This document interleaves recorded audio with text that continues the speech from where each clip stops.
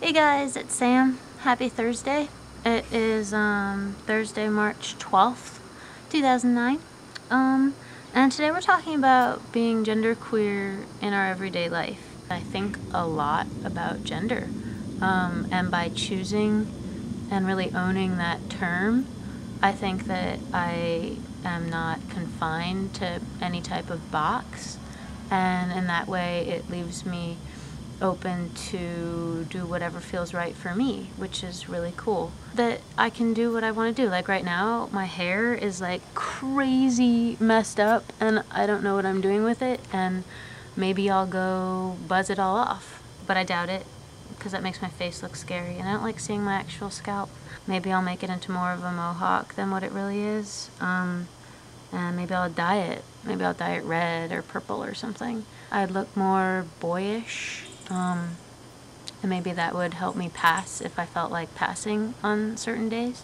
And in my freedom to be able to do that, I also think, what does that mean for how people see me? Which is what I think about for a lot of things that I do. And sometimes I care what people think. A lot of times I care what people think. And other times I'm just like, fuck it, I'm just gonna do what I want. And people can read me however they read me. What do you guys think about my nose ring? P.S. Have you ever noticed my nose ring? I have a nose ring right there.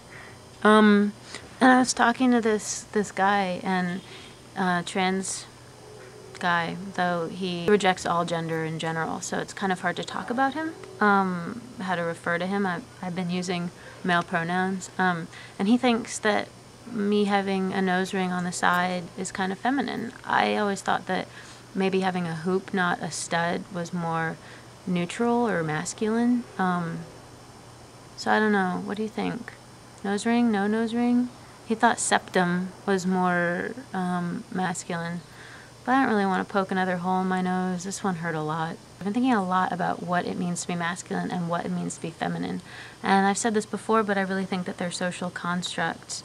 And, you know, whatever parts of society's definition of masculine and feminine you feel comfortable expressing, you should be able to express that and not be put into a box unless you want to be labeled as something. I think that's your choice.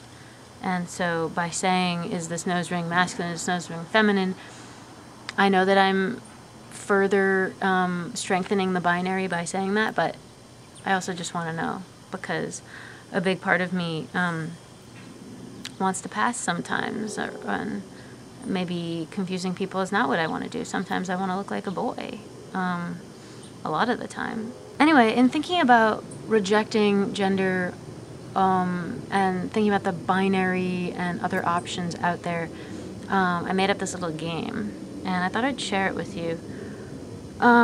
It uses actual physical boxes, which I know is ironic, if that's the right word. I never use that word correctly. Alanis Morissette, you messed it up for me. So there's 3 boxes: bigger, littler, littlest, and they kind of represent layers of you as a person. The outside layer is your sex, your biological, physical body on the outside. The sex box, which is fun to say, sex box. Examples of that are male, female, trans male, trans female, intersexed, woman, man, girl, boy.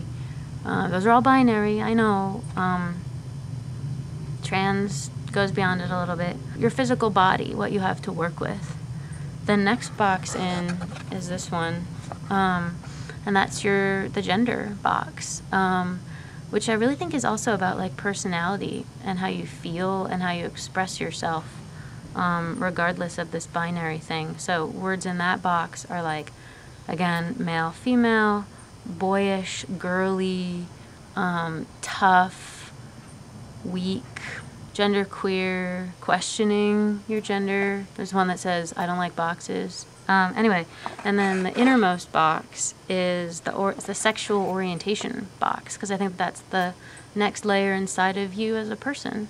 Gay, lesbian, bisexual, queer, questioning, pansexual, all of the above. I've been trying to figure out for a long time if it's possible to be a trans guy and still maintain a feminine personality. And I think absolutely, abso-fucking-lutely. And that confused me for a long time. And I think that this box thing really helped solidify for me that all these words can be combined in any way. And that doesn't even, I think it describes a lot of people, and there's even more people out there that this can't even describe. And I think that that's great. I just wanted to prove to myself, really, not to anyone else, just to prove to myself that all these combinations of characteristics exist in people, and you can be whatever you choose, regardless of your physical body, regardless of your mindset, regardless of your orientation. You can combine them however you want and just be who you are. You don't have to label it if you don't want to, or you can if you want to. For me right now in my process, labeling has helped my mind really grapple with these things. So let's do a couple examples. Box number 1, the sex box. All right, female for your sex. Box number 2, your gender. This is actually funny. Genderqueer. So female and genderqueer. What could your orientation be? All the possibilities. Homosexual. There's an idea.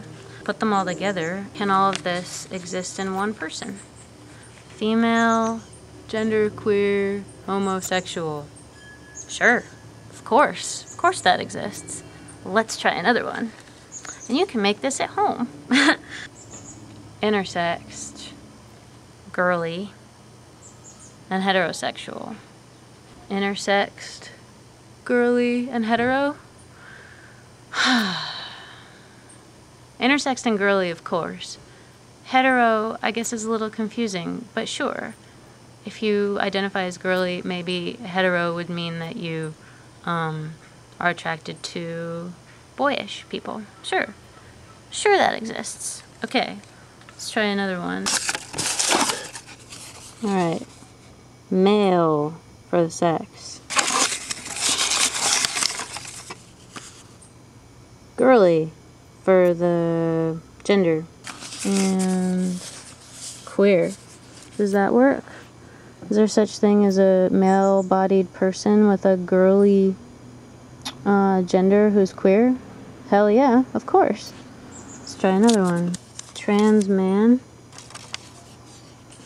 who identifies as a boy who is pansexual.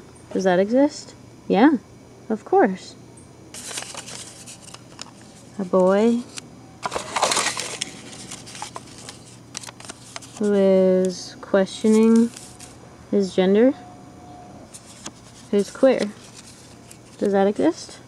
Yeah. Someone who's intersex, who doesn't identify with any of the above genders, who's questioning their sexuality. Does that exist? Yeah. So basically the point of like the whole exercise for me was to try to figure out